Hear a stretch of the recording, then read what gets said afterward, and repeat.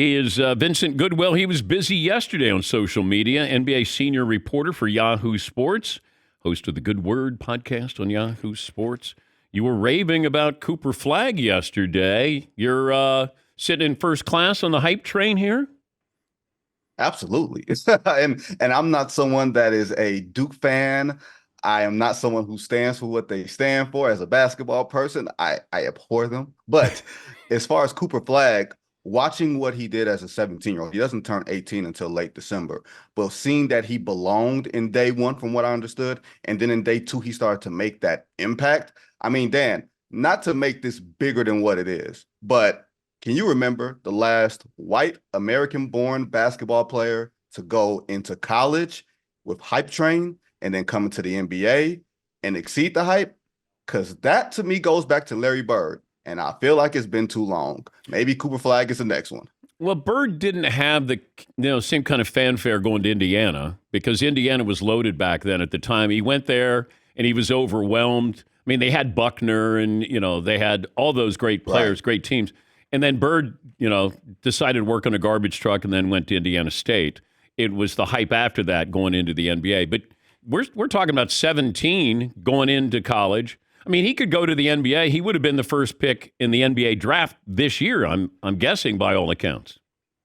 Yeah. I mean, look, I can't remember the last time that we've had a consensus after a bad draft. We're going to have a historic draft with the number one pick, and teams are already setting themselves up. Like Danny Ainge in Utah right now is salivating at the prospect of getting Cooper Flagg in Salt Lake City.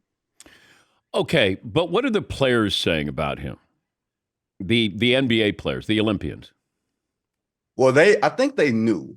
Like, it's one thing to know a guy, you got to think about the Nike Hoop Summits and the AAU circuits that these guys have been playing on. He sort of shot up like a rocket over the past year and a half, where John Shire, like, this kid is from Maine. He's not from necessarily the easiest part of America to get to.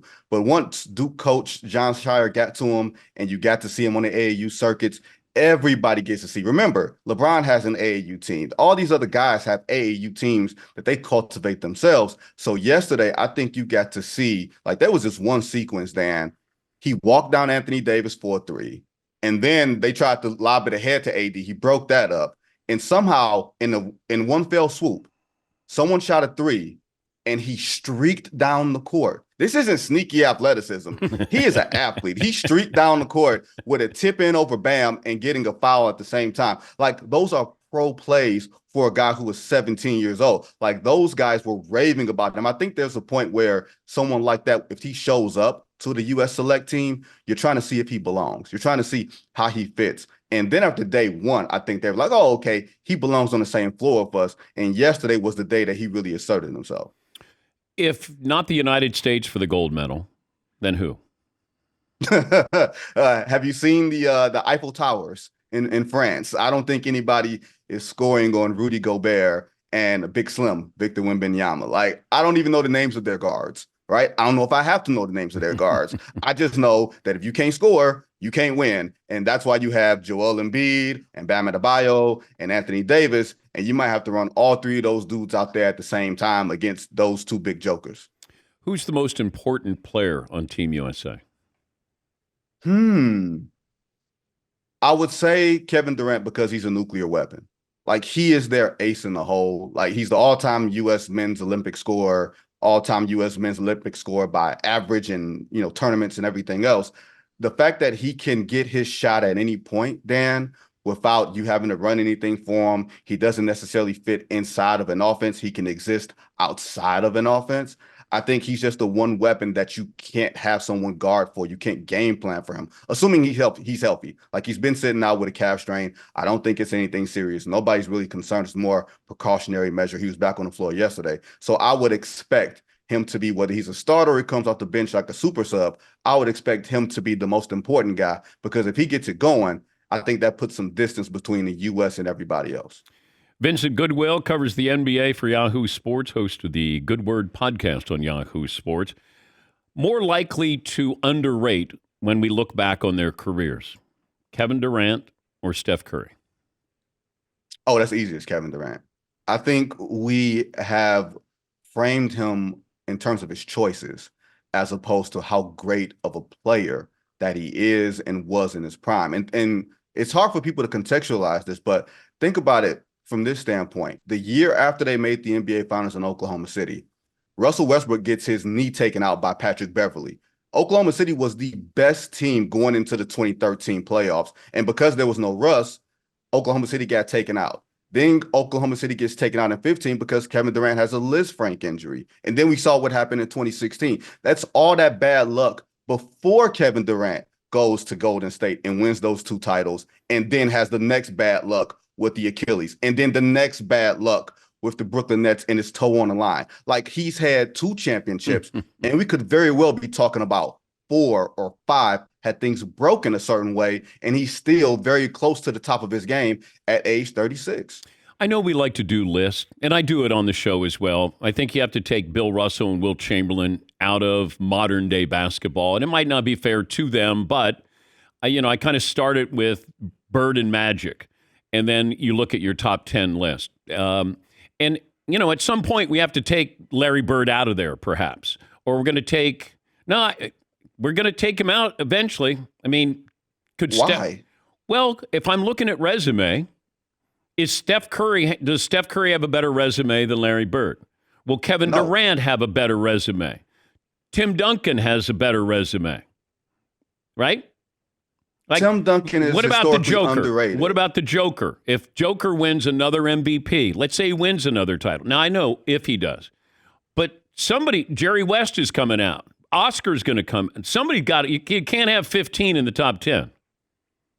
Well, I think we have to put some respect on these old guys' name. Like, Larry Bird won 3 straight MVPs during an uber competitive portion of the NBA. And the 4th year where he didn't win the MVP was better than the 3rd when he won the MVP for the 86 Celtics. Like if you think about this, and I'm not saying Are that you I'm old making school? the case. Are you old school? Yes. Okay. Yes. But you're not old. You're just old school. Well, black don't crack, but my age ain't cracking yet. You know what I mean, Dan? Like, but let's guess how old Vincent is. All right. Okay, let's. All right, Paulie, how old do you think Vincent is? This is tough. He's got a deep grown man voice, but he does not look old. Hair looks pretty good. His hair looks good. Yeah. I'm going to go 39. 39. Seton? I'm going to go 33. Wow. Marvin? Vincent looks like my man from high school. He looks like somebody I went to high school with. So he's 39? No, he's 40. He's 40 on the dot. Okay. Todd? 37. I'm going to go 41. I will be 40 on December 4th. Okay. 39. Nailed it. Nice. All right. You're still young. I'm amazed that somebody didn't guess like younger, because it's hard in these streets when you're 25 and you look 18. You know what I mean? Like, we gave you 33. Back then. Stop begging. We gave you 33. Somebody gave you 33. Okay, so somebody's got to come out. Jerry West got to come out. Oscar's going to come out. Who else is going to come out of the top 10? Because somebody's going in. Joker may go in. Steph Curry's going in. KD's probably going in, I'm guessing. I don't know if KD is going in, but I think Steph is going in. I think Steph's resume. And I think the one thing we have to take into account, I judge top 10 by how great were you at your peak, not necessarily the length of your career, just because of all the advantages that guys have today in terms of recovery and travel and all these other medicines and advantages that the league has put in place so that guys can play longer than ever. I want to know, how great were you when you were at your absolute best? And I don't know if there were too many people greater than the Larry Birds of the world when he was at his absolute best, or better than Kareem at his absolute best. Like, you got to do some real work at the top of your top. Okay, but is Bird's best better than Magic's best? No, it's not. But Bird's best came earlier because Bird was an older rookie. Okay. So he hit his peak quicker than Magic. Magic's peak came from 87 to 91. Bird's peak was like 83 to 87. How about Bird's best, LeBron's best? Now we're cooking. Now we're cooking. Yeah. Because look, the Birdman was a better shooter, a better rebounder, a comparable passer, and a really good team defender. LeBron at his peak might be the second best player we've ever seen in the history of our lives. So Jordan, we can't even mention him. So Kobe's in top 10 and LeBron's in the top 10. Are we sure Kobe's in top 10? Ooh. Okay. You don't think asking, so? are we sure? I'm going to ask you. I think so. I'd put in I don't Kobe know. before I would Oscar. Probably. I'd put him in before Jerry West. Probably. So what about Hakeem Olajuwon? What about Tim Duncan? Do you put him in before those guys? Yes. Tim might be a little higher. I think Hakeem Olajuwon you put him in over Shaquille O'Neal, the best of Shaquille O'Neal. Might have been the most dominant player we've ever seen for a 7-year stretch. Man. It's like Bird and Magic are together and Kobe and Shaq are together, whether they want to be together or not. I think Hakeem Olajuwon's the most underrated player. Him and Elgin Baylor that I ever watched. There is a small point guard in Detroit that will have a argument for best underrated player. I'll give you that. Yeah, Michael Jordan won't co-sign on that though. We don't have to worry about him. You know, no, Vincent, you always have to worry about Michael Jordan. Always. That's a good point. No, that's a good point. But we brought this up the other day, a couple of weeks ago. The sport that has a harder time getting out from underneath the shadow of its greatest player, Tiger with golf and MJ with the NBA. Does it seem like it's a foregone? I mean, it is Tiger with golf? Or, I mean, we bring up Mike all the time. Guys are still wearing his gear. I mean, Mike is omnipresent. But has the NBA escaped the shadow of Jordan more so than golf has escaped Tiger's shadow?